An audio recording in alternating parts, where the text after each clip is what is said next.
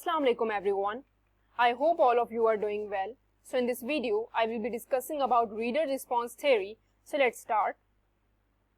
So this theory came to light in 1960s. Here the focus shifts from the text to the reader or audience. It emphasizes on actively constructing rather than passively consuming text, is given in post-structuralism and is connected to reader response theory or criticism. Unlike text-based approaches as Russian formalism and new criticism, which are grounded upon some objective meaning already present in the work under examination, reader response theory contends that there is no meaning before a reader experiences or reads a text. It is therefore different from Russian formalism and new criticism in terms of later's textual autonomy and internal formal unity, while it also differs from post-structuralism and semiotics, which attribute the construction of meaning to the ultimate authority of textual features.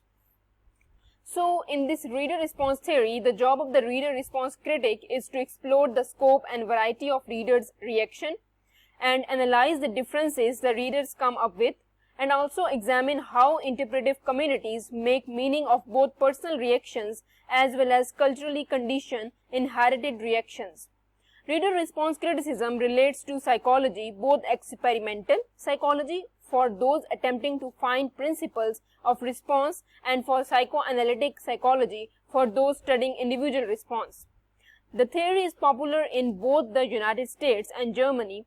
Its main theorists include Stanley Fish, Norman Holland, David Lech, Wolfgang Isser, Hans Robert Joss, Louis Michelet Rosenblast, and Ronald Barthes.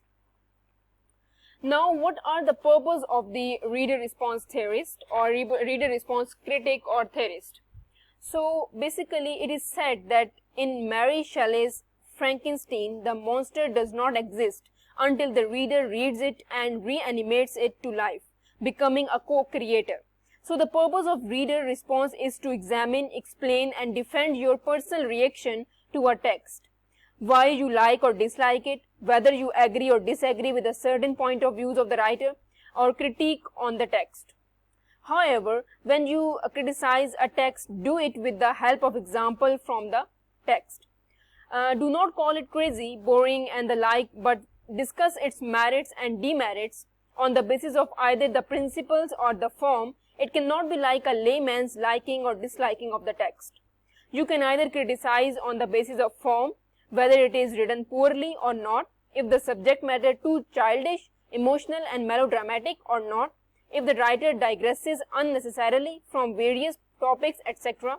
It can also be on the basis of principles. Is the text against any nation, race, religion, color, etc.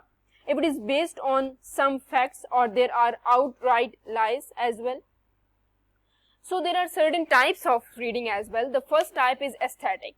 Aesthetic is basically for pleasure, emotional, focused literature, while afferent is the reading for information, telephone book like or history book like or history text, etc. In the reader response theory, the reading must be aesthetic rather than afferent, means it must be pleasureful rather than afferent or informational. So what are the techniques of reading? So first technique is experiencing. The reader basically extracts the meaning through experience, like poverty, unemployment, love, hate, anything that you have, it happens to you, that is called experience. The second one is hypothesizing, or it may be basically you can formulate any opinion. It may prove to be true or false. Like just like hypothesis, it is hypothesizing. The third one is exploring. Exploring is basically exploring different ideas, like Bernard Shaw for women, how to take active part in society, or Henrik Ibsen, but common reader may not understand these things. Okay. The fourth one is, or the fourth technique is synthesizing. So it is something to create or to basically to make. It is called synthesizing. So these are the four techniques of reading. Now there are some benefits of reader response theory as well. The first one is that varieties of interpretation or multiple interpretation, that whenever you study reader response theory, it consists of multiple interpretation of cultural studies as well. So the second one is that it encourages the student or the reader to make their own interpretation of the text. The third one is that students' dependency or the reader's dependency on the teacher is minimized. The fourth one is that students' ability of responsibility and authority is maximized. So the student take a lot of responsibility to improve their reading, and that is another important advantage or benefit. The fifth one is that it helps the reader to become a critical reader, to criticize things either in positive way or negative way.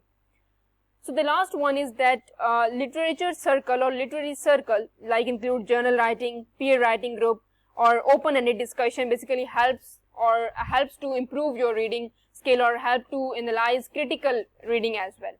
So that's all from my side. If you have any queries, you can ask me in the comment section. Please like, subscribe and share my channel. Thank you for watching.